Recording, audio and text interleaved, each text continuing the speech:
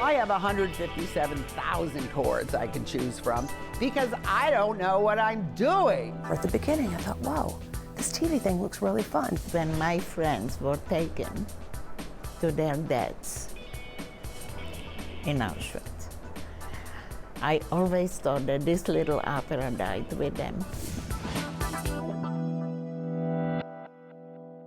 Hey there, and welcome to First Block. I'm Evrod Cassimy. Now, we didn't intend on this show having a theme, but as it turns out, you are going to meet three extraordinary women. One you've been watching on TV for decades. The second is an incredible survivor sharing her story with children. But first, we want to introduce you to one of the most prolific and successful artists that this city has ever produced.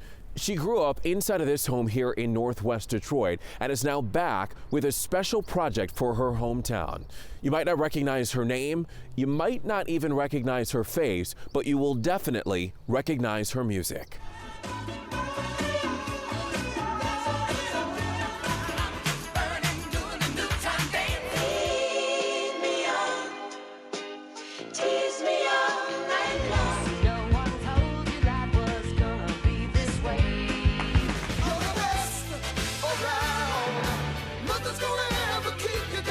Some of the most memorable songs of the past 30-something years come from the magical mind of Allee Willis. She grew up in this neighborhood and soaked up every bit of excitement the city had to offer. You had automobiles all around you that looked like rocket ships and, you know, insane colors, and you were just at the height of fashion. And then the 60s come in with the music. And it's pretty much all I cared about were the cars and the music. I feel like my habits have not changed since I was a kid. You know, I live on junk food, I watch television, I paint, I listen to the radio, I have my same thing going on.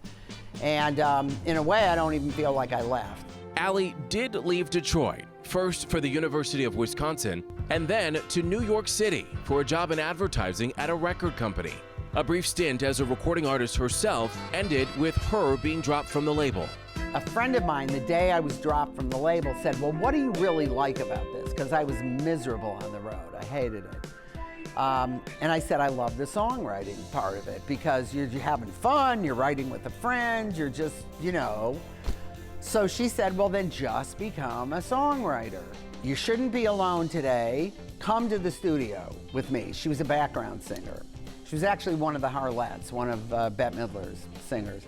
And the last place you want to be when you're dropped is in a recording studio with someone else that has it. And all I knew, it was like a budding female singer. And I thought, I do not want to be around a budding female singer when I have just been dropped. But I went with her. And as luck would have it, and this has happened several times in my career where you think it's all over, and then bam, it just opens up huge. So I walked in, and the singer took one look at me and literally fell to her knees and started bowing at my toes, and it was Bonnie Raitt. Writing for Bonnie Raitt led to many others. Patti LaBelle, Herbie Hancock, and Earth, Wind and Fire.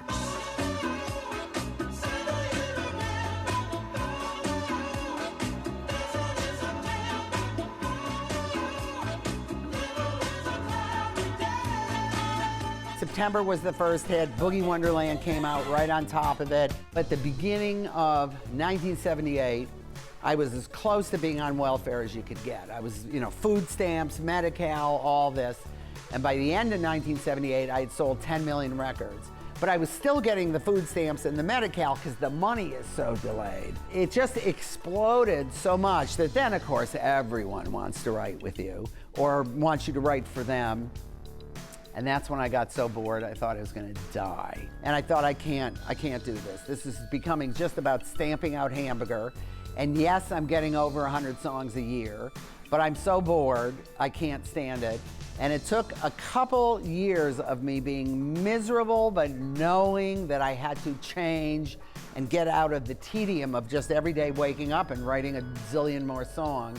Allee kept writing, but started painting, designing sets and props for music videos. She was a social media pioneer at the beginning of the internet age, and still she kept writing. A song which I really didn't like when I wrote it. I only wrote it to get out of my publishing deal, music publishing deal, so that I could focus on the internet. I'll Be There For You, the theme from Friends. For years, I had to deal with people coming up to me in the street and going in front of my face. I'm a self-funded artist. I'm an independent artist, and I do a lot of different things besides music. Many people don't even know I'm a songwriter. I'm always funding those things. I'm always reinventing myself. I'm always starting over again. And, you know, and all of that takes equipment for whatever new field you're going into. And they're all in the arts, but they're very different disciplines. So I'm always living very close to the edge financially. Music brought Allee back to Detroit in 2008, when high school started performing The Color Purple, the Tony Award-nominated musical she co-wrote. Seeing the city in the depths of economic crisis gave her an idea. I'm sick of what everyone says about Detroit. It's ridiculous. That is not the city that I see. I'm a champion of the underdog. I always have been. Detroit is like roll up your sleeves and get the job done. Allee captured that sentiment in what she calls a love song for Detroit, The D. We tried to write a song very much in the spirit of my very first hit, which was September by Earth, Wind & Fire. It's a sing-songy song. You hear it twice, you can sing along. And I didn't know if we had accomplished that on the D, but as soon as we started having these sing-alongs, I did.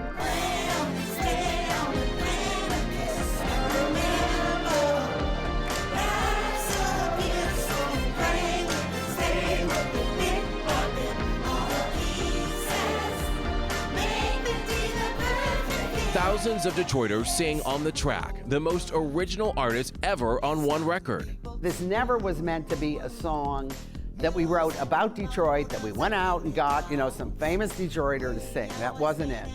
It's the people saying, we are the ones taking our city back. We are the ones not rebuilding, because it doesn't need to be rebuilt. That was for a time that doesn't exist anymore. But we are reimagining what the city of the future looks like. Allee shot the video at more than 50 iconic locations all over town, including America's Thanksgiving Parade. Step on the gas and go.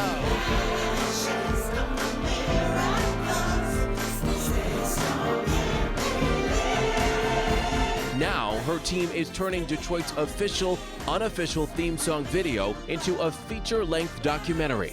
It's the story of a joyous collaboration between a real Renaissance woman and the hometown that gets her. I, you know, don't look like a normal person, especially one my age.